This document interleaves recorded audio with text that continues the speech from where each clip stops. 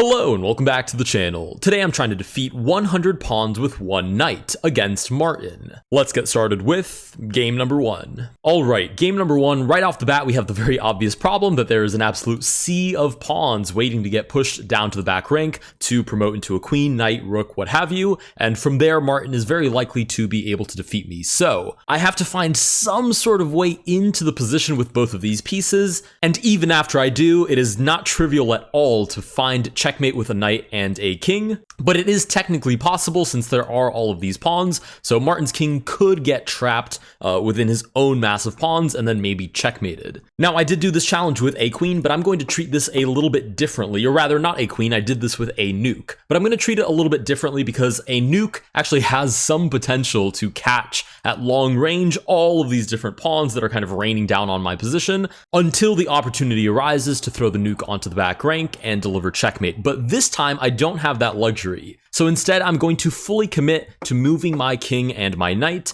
to whatever part of the board has the greatest number of weaknesses, and then hope that eventually there's like a point of entry for both of these pieces. Is it likely? No, but is it against Martin? Yes. So there's a non-zero chance that this maybe works out. I will, of course, grab free stuff along the way, and Martin will make silly moves like this, like shuffling the king out of the way. Okay, great. We'll hang out here for just a second. I'll fast forward through these couple of moves. The only thing that I'm kind of looking for are holes in the position that eventually get. Here you can see we have a hole that is 1 rank deep. We have 3 different instances of that occurring. And then we have another hole that is 2 ranks deep that happens in only 1 instance. Now, of course, I need a hole that is not only deep, but also wide so that my king can fit through without getting checked, which will take a lot of free pawns to achieve. But I will fast forward through this. In the meantime, I'm just catching free pawns.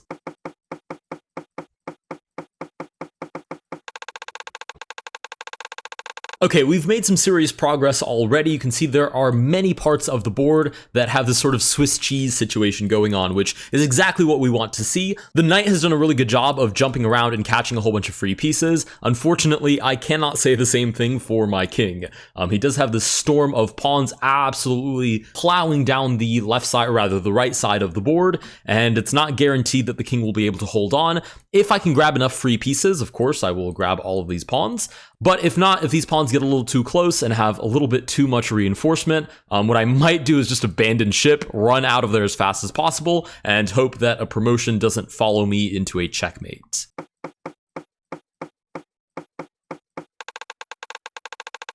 Okay, we do have our first instance of promotion, which is horrifying considering I have no line of sight into Martin's king's side sort of position here. So hopefully this doesn't lead to an immediate checkmate. It is threatening my knight, so I might as well move him out of the way first. The queen does move back. Let's get that king out of there absolutely as fast as possible. We'll grab a free pawn on the way, but I do have to be very, very careful here. Oh, the problem is the queen also controls the entire back rank. I literally just said that I'm going to be very careful here, and the first thing I did was move my knight back to d1, which immediately put it in danger. So I've lost a lot of sort of piece mobility here, but we'll see what we can make of it. And immediately there's another pawn making headway down the board. This is really not looking good. Oh, okay, perfect. We get queen to c1. Actually, I didn't even consider the possibility of taking the queen with the knight, but it is Martin. No, he moves the queen away. How did he even see that? Wow, shout out Martin. He's a lot stronger than I realized. Not only that, but the queen moves back, which means now a promotion would lead to the pinning of the knight. And of course, if the queen sacks herself for the knight, I literally have 0 way of winning this game. So let's get out of that immediately.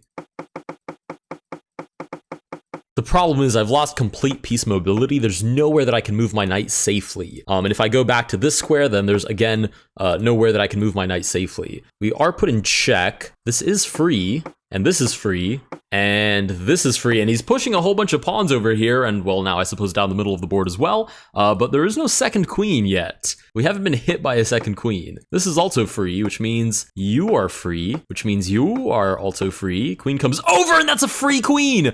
Okay, we might actually be back in business here, because we've made a lot of... Okay, you've got to be kidding me. I was gonna say, we've made a lot of progress down the left side of the board. It is thinned out quite a bit. Let's move the knight to safety and grab a free pawn, but there's nothing guaranteed quite yet. How can I attack this queen? I'd need to be on one of these 2 squares, which means I'd need to have come from one of these 2 squares. So this? A little bit convoluted. Actually, no, that square is also covered. So it would have to be this square. But I can only get to that square from one of these squares. This whole thing doesn't look particularly promising. Let's move the king upwards, actually. Queen moves out of the way, at least out of that square. Let's start jumping the knight around. And who knows, maybe we'll grab a free queen. Nice, okay. That is a huge weight off of our shoulders. I'm going to take this pawn even though this is possible. Okay, but it isn't played because, again, this is Martin.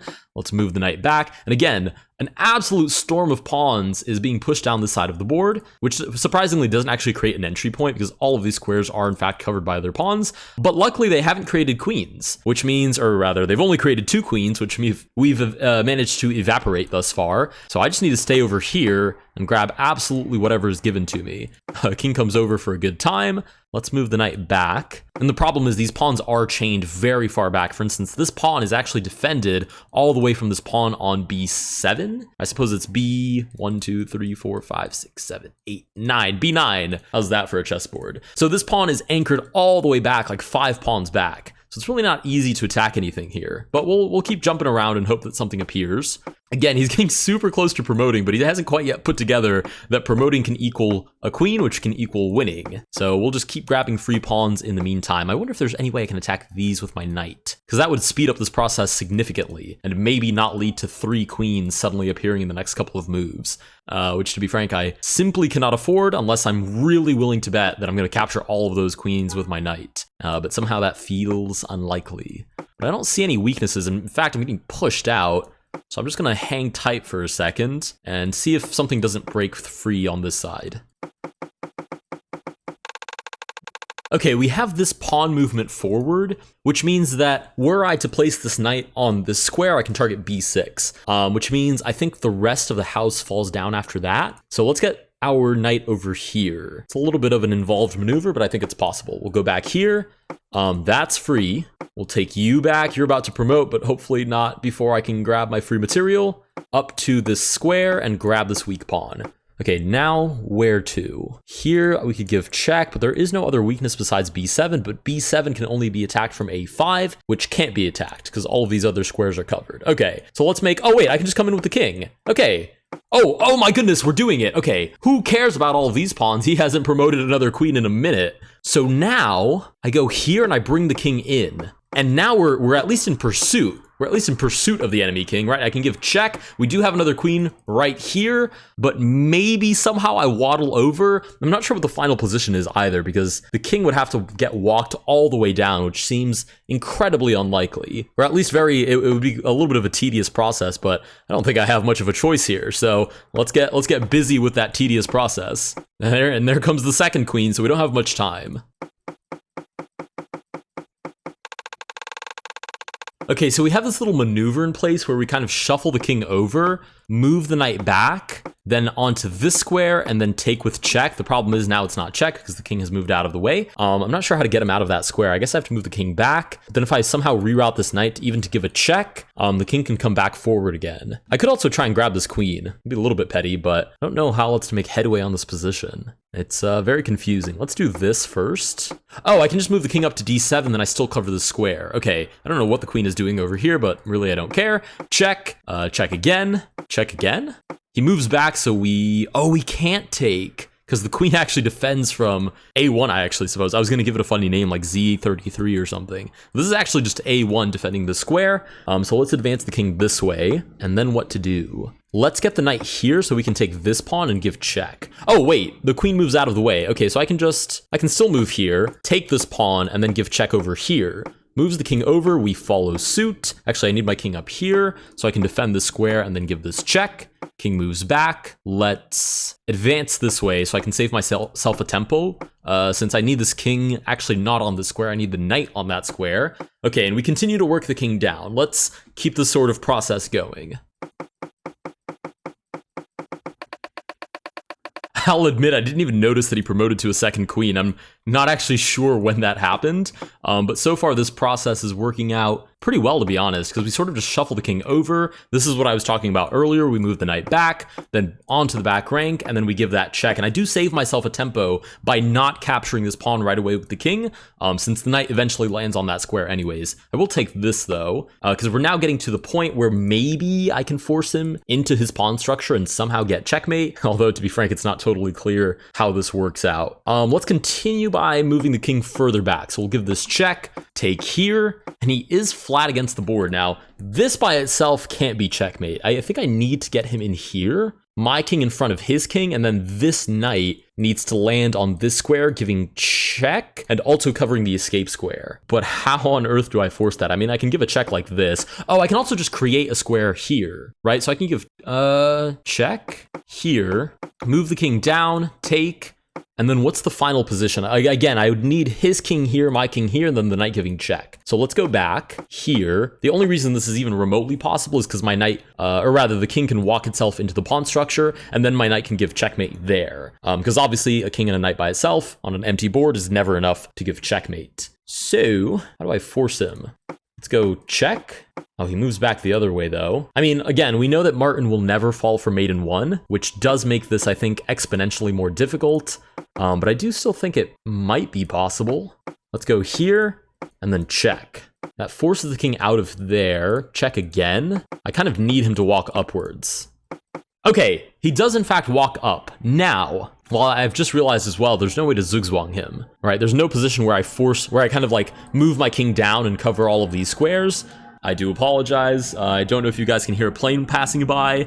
I do have my windows open because I painted a tabletop and it stinks of paint fume. So ventilation is key, I've learned. But we'll let this plane pass for a moment. Okay, anyways, I was going to say that there's no way for me to sort of trap his king. I'm still going to play this move, but I can't count on him to walk into checkmate. Although I suppose he could play this on his own and then I just trap his king. Maybe? Let's try this on for size. I do want to force this king to start making some moves. So check, forces the king over, check. The king just moves back. That's kind of a waste. Or maybe I need to like dig a deeper hole. Oh, that is not a good sign. The queen is coming over. This king needs to escape. Oh, the queens are coming back. That's really a bad sign. I'm gonna come down this way, and I think what I'm gonna do is expand this hole a little bit so that Martin is incentivized to sort of walk into this creepy crevice, even by RNG. Unfortunately, he's now created a beautiful walkway, which I really don't want him moving into. What to do? I really don't know. I thought, when I first thought of this video idea, I thought it was at least remotely possible. And again, you do have that added prospect of the pawns being a viable place for this king to get trapped, but it's very difficult to maneuver that king into a position where it actually doesn't have any moves. Because I can go here and give check, for instance, but the king just walks. And what do? Just follow him down into the abyss? I suppose I don't have much of an option. Let's give check this way. He does trap himself in a corner though. So maybe I play here, knight here, and then unstoppable mate. Because these pawns, oh my goodness, that might actually just be it. I play here, and it's unstoppable mate in 2. Again, unstoppable mate in 1 never works on Martin because he always sees it coming, but it's mate in 2. If I play here, how do you get out of that? You can't move any of these pawns to create an escape route because it's, pawns on top of pawns. You'd need at least 2 tempi to do that. And advancing this doesn't do anything. It just traps your king even further. So here, and none of the queens, I think, can even get on this diagonal or this file to give me check. So just this. And we take. And we do actually manage to beat Martin with a king and a knight versus 100 pawns. That, I'll admit, was unexpected. I do feel like I'm getting better at deciding what piece values I can defeat Martin with. But I'll admit, a king and a knight against 100 pawns is a little bit egregious. It only worked and even occurred to me on principle that the king could get stuck in his own pawns and then mated. And somehow we actually managed to manifest that into existence. Anyways, if you guys did enjoy this video, please consider liking and subscribing. Let me know down below if there are any other freaky ideas. They do have to have some sort of principle of basis. For instance, here the king getting trapped in the pawns makes it possible for checkmate. Because again, Martin never misses mate in 1. But yeah, let me know if you guys have any freaky ideas down in the comments below, and I'll see you guys in the next one.